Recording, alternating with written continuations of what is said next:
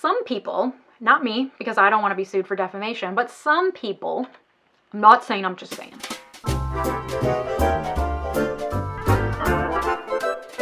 Hi there, my name's Leisha. I'm a real-life lawyer on a mission to demystify the law and how it affects your everyday life. Today we're going to talk about trademarks. Specifically, we're going to be talking about a case that I've been hearing a lot of talk about on the World Wide Web, and it raises a lot of questions around what can be registered as a trademark and who's allowed to own the registration of certain words. I'm talking about a lawsuit between a prominent sex toy company called Wildflower and a smaller Portland-based company called Enby. I've gotten a number of questions about this case, and so I want to dive into it and talk about the law. First, very importantly, let me point out that I am a lawyer, but I'm not your lawyer, and nothing that I say should be construed as legal advice. You should always seek the advice of a licensed attorney if you have any legal questions. I'm just here to drop some facts, all right? I also want to preface this video by acknowledging that I am talking about communities of which I am not a member, specifically non-binary communities, black trans communities. I am a white, cisgender, hetero-passing lady, and I recognize that I'm not in these groups of people whom I am talking about. I'll be linking below to the sources that I used and to people who are part of these communities. My purpose in making this video is not to get views because of the legal plight of these people. It is hopefully just to inform you, to answer some questions that I've gotten about the law, and to talk about the law and how it is affecting these communities and this very specific situation. So I hope that I'm able to do that. Obviously, I might have some blind spots, I might misstep. If I do, please let me know in the comments. I acknowledge that I am imperfect and I'm doing my best. So let's get into it. So Wildflower, like I said, is a sex toy company, and they have sued another sex toy company named Enby. Wildflower is claiming that they own the trademark rights to the term Enby. And I do want to point out that the title of this video is a little bit misleading. The correct terminology isn't can you trademark Enby or can Enby be trademarked, but it's actually can you register the word Enby as a trademark? Can Enby be registered as a trademark? It's semantics really, but I know there's going to be some lawyer who's going to see this and be like, how could she call herself a trademark attorney if she calls it getting trademarked? I know, okay? That's not the point of this video. Let's move on. So this lawsuit has led to a ton of pushback and honestly more hype around a trademark issue than I've seen in a really long time. But it's not unfounded. The term Enby, as used here, is spelled E-N-B-Y, and it is short or slang for non-binary. It is something that someone who identifies as non-binary may call themselves. It is someone who does not identify with the male-female gender binary. And the theory is that no person or company should be able to own this term that was created by a community to self-identify. So on top of the fact that there was very clear pushback from the communities that this term is meant to represent, this is not the first time that Wildflower, the company, has gotten into hot water with the very communities they purport to represent, identify with, or be an ally of. Wildflower is owned by this white couple who claims to promote on their website a mission of self-care, sexual well-being, and an all-inclusive atmosphere. This came into question in 2019 when there was an article published that called Wildflower out for basically sabotaging the careers of black femme sexual wellness practitioners. And because of Wildflower's stature within the sexual wellness community, what they said had a huge sway and had the power to derail the careers of the people that they were talking about. I'm not going to get too deep into the weeds into like all the experiences that they had there. I'll link to the article down below because it's super powerful and important, and I think you should read about their experiences. All this to say that Wildflower a little over a year ago was in some hot water because they seemed to be using their clout to derail their careers. And their response to these allegations was less than impressive. They basically shuttered all their social media and their website for a while, then issued an apology, which really seemed like a lot of excuses and not them just owning up to what they did, and then just kind of went back to selling sex toys and doing whatever they were doing. Didn't really seem like they fixed anything. So this is why Wildflower's new lawsuit against Enby, the small toy shop in Portland, came as such a shock to people because they had just had all this hot water in the black femme sexual wellness community, and turns out Enby, the company in Portland, is black trans owned. So again, they're targeting members of a community that they claim to support. And it's over a term, Enby, which is used by communities that they claim to be a part of or allied with. And so it's pretty problematic and has a lot of people up in arms. I hope that I adequately described the background to this. Again, I'm going to link a bunch of stuff below so you can read up on it and read the voices of people who are actually being affected by this. So let's talk about the lawsuit. Okay, so the Enby store Instagram recently posted a series of photos basically showing kind of how this began, showing that Wildflower, through their attorney, sent them a cease and desist letter that said, stop using the term Enby, we own the trademark rights. You have 7 days to respond saying that you'll comply with this. Then Enby, the store, didn't respond for a couple weeks, and then they sent an email saying, hey, we're going to talk to a trademark attorney. We wanted to see if you have changed your mind about this. And then they didn't hear anything. And then in November, early November, they were slapped with this lawsuit. I do want to point out that this is pretty standard procedure for when you think that your trademark is being infringed upon. Anyone who has a right to a trademark also has the obligation to police that right, meaning that if they don't make sure that there aren't new people entering the marketplace using their trademark, then their rights are going to get narrower and narrower until they just don't have the rights in the term at all. So it is part of trademark law is a duty to police other people who are trying to use your trademarks. One easy way to do that is to send a cease and desist letter. A lot of times if you send a cease and desist letter, it's going to freak the person out enough that they're going to just quit using your trademark, and you don't have to resort to litigation. No one wants to resort to litigation. It's expensive. It takes a long time. It's generally not preferable. Though there is one caveat to this, and I'll get to that in a second. It's really typical on a cease and desist to say, tell me within the next 7 days whether or not you're going to comply, or comply within the next 7 days. That's a super typical cutoff. And if you haven't heard back on the cease and desist that you sent, usually you'll send like a second one or some other warning because, again, you're trying to avoid litigation, but it's not uncommon to then move in the direction of a lawsuit or litigation. So in terms of the actual procedure of how this unfolded, pretty typical. However, whether or not this procedure, following this procedure, falls within their ethos as a company and their claimed values as a company is a completely different question. Any lawyer is going to be working based on the instructions of their client. So Wildflower had to have given the okay for their attorney to have made these moves. So they had to have known that this was going to be happening, and I guess didn't think of the consequences or the fallout, or maybe didn't know who owned this store or didn't think twice about it and just let their attorney do what was recommended in this situation, which again was pretty typical for when there is someone infringing your trademark. The thing that's slightly different about this is their rights in the trademark itself, in the term Enby, are dubious as it is, or let's say questionable. Okay, so just really basically, quickly, a trademark is a mark that is used in commerce, and it's meant to protect consumers because it tells consumers the source of the goods. So if you see Nike, you know exactly what type of shoe it's going to be. You know it's going to be a shoe. You know the quality, the type, the company that is producing it. You have a general preconceived notion of what you're getting if you buy Nike. The reason that we allow people to protect their rights in a trademark is because we want to protect consumers so that a different person can't come into the marketplace with a shoe, call it Nike, and sell it, because consumers are going to be duped into thinking what they're buying is the same quality product as the Nike they know, but it's going to be some knockoff brand that was able to just market themselves as Nike. So we're protecting consumer expectations by allowing people to protect their trademark rights. It is an important asset to a number of businesses, and it allows them to grow their brand, and it can be a really powerful, valuable thing to have as a brand and as a business. So you can register your trademark with the federal government through the United States Patent and Trademark Office, the USPTO. Registering your trademark, however, is not necessary to have trademark rights. If you register it with the federal government, it means that you have rights throughout the United States. If you don't register it with the federal government, but you do use it in interstate commerce, it has to cross state lines to make it federally a protectable trademark.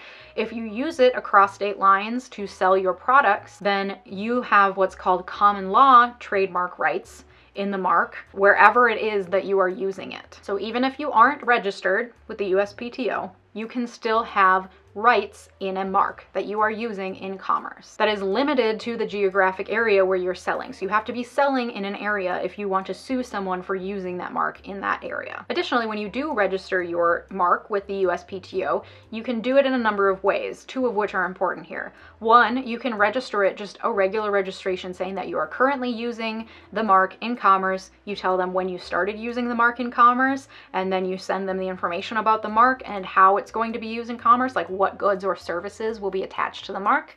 And then It will be assigned to what's known as an examining attorney at the USPTO. That attorney will look it over. They're going to look at everything else that already exists in the marketplace to see if there's anything that overlaps that would be confusing to consumers. And then they're going to say either, yes, this is registered, or no, and here's why we're not going to register this. And then it can be contested by the mark owner saying, well, actually, this should still be registered because of X, Y, and Z. And then once the examining attorney accepts it and says, okay, it can be registered, then it's published and it's open for anyone to come in and oppose it. So that's the first way. The second way is you can submit what's known as an intent to use application, an ITU application, which tells the USPTO, here's my mark.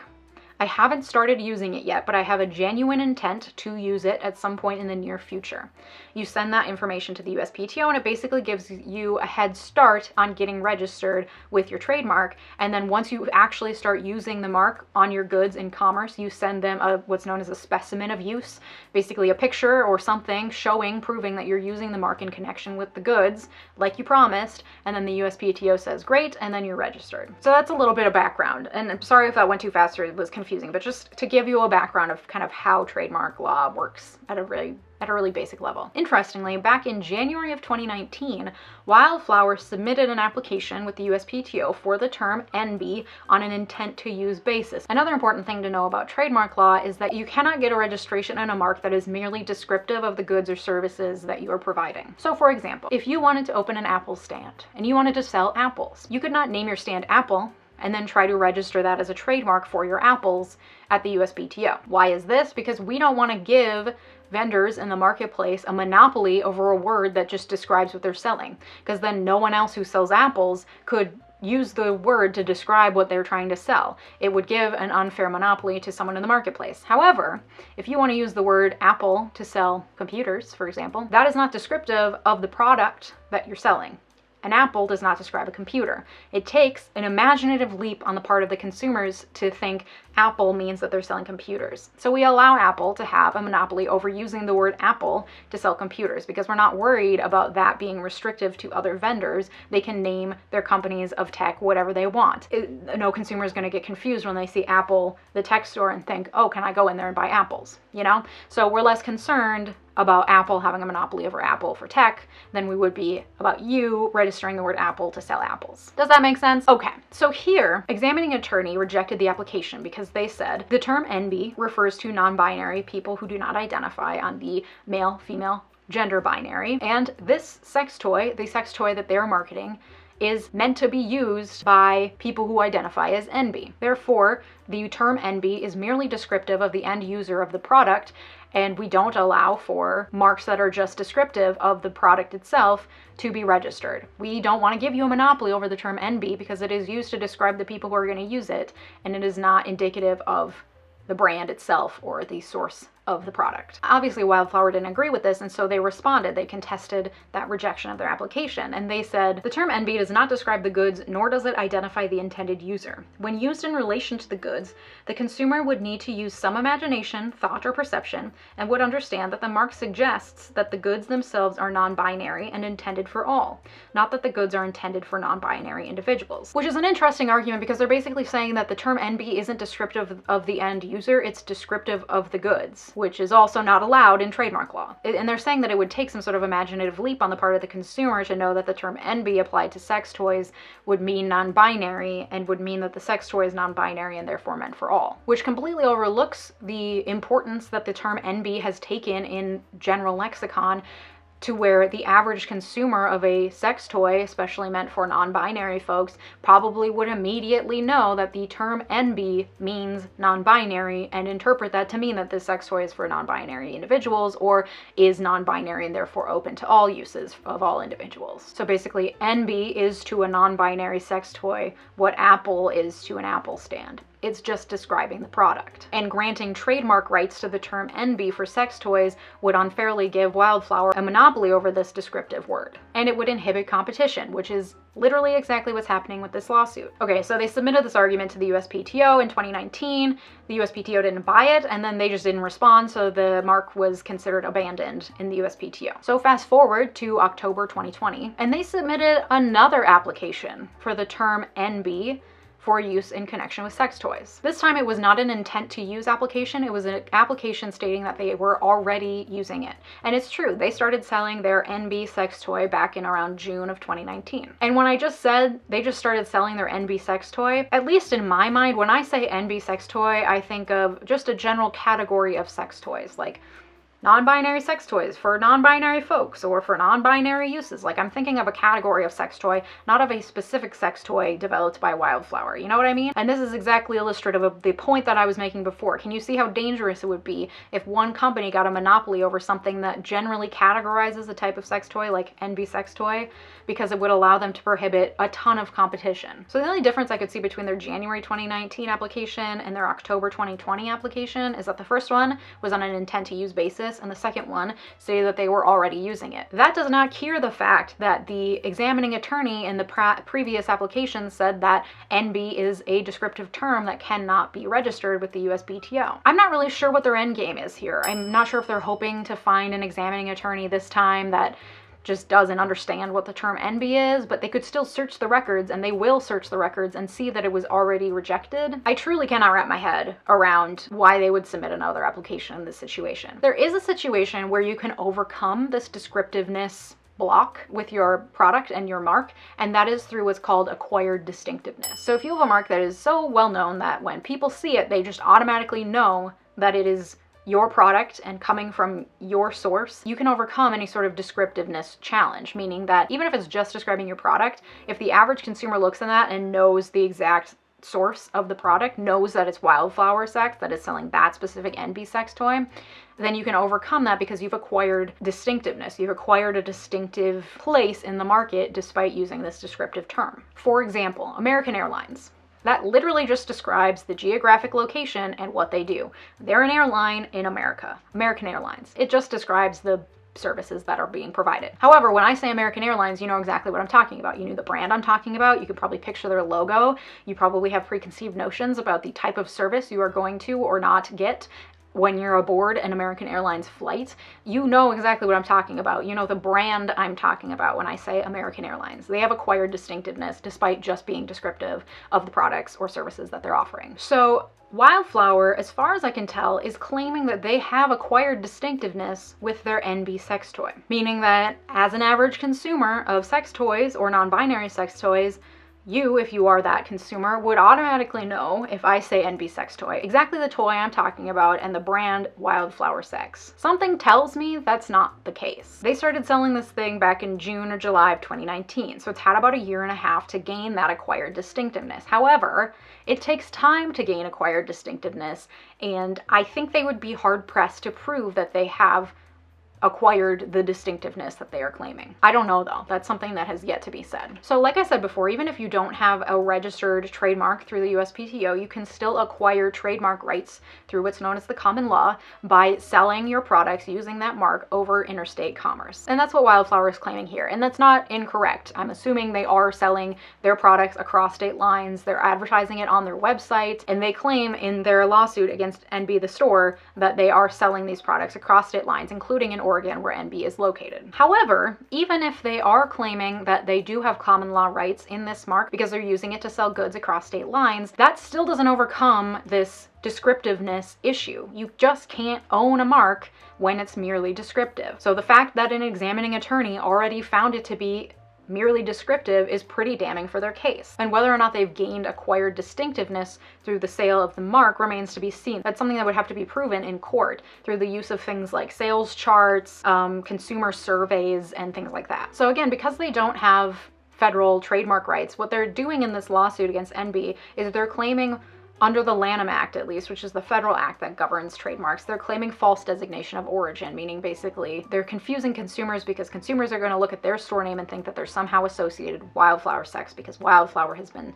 using this term Enby for so long that everyone knows that it's associated with Wildflower. So that's what they're claiming. The problem with filing a lawsuit is you can claim that, but then eventually you're going to have to prove it. You're going to have to prove that you have acquired distinctiveness over time in the term Enby as associated with the sale of sex toys. When I say the word Enby, do you immediately associate it with their sex toy? Do you even know what sex toy I'm talking about? Because I didn't until I Googled it. I am not their average consumer though, so I honestly don't know. Maybe I'm wrong. Some people not me, because I don't want to be sued for defamation, but some people are saying that Enby the store might have a viable SLAP claim against Wildflower Sex. SLAPP. It stands for Strategic Lawsuit Against Public Participation. A lot of states have these laws which basically prohibits people from suing other people solely as a means of intimidation, of silencing them, of pushing them out of the marketplace, and inhibiting competition. I don't know enough about the case or about SLAP laws or Oregon's SLAP law to say whether or not this is viable, but some people are saying that Enby could come back against Wildflower and say, you are just suing us because you want us to get out of the marketplace and you don't want to deal with our competition, and you know that you don't actually have a strong suit here because you know you don't actually have rights in the term Enby.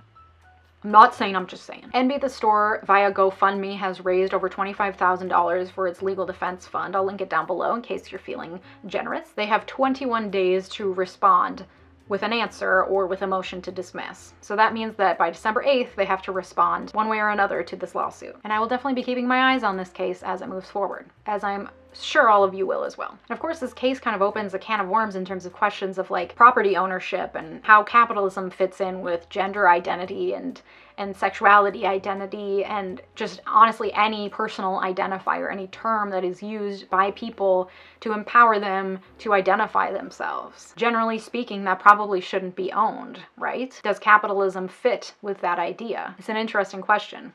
I don't have the answer, but I think that's why I was drawn to unpacking this lawsuit a little bit more. And I hope that this was helpful for you to unpack it a little bit more as well. If you have any questions, please leave them down below. I'm sure I missed something. Happy to answer them. If there's anything else you'd like me to talk about or make a video about, please also comment that down below. If you found this informative or entertaining, please give it a thumbs up and hit the subscribe button if you want to hear more from me. Thanks so much. Have a good day. Goodbye.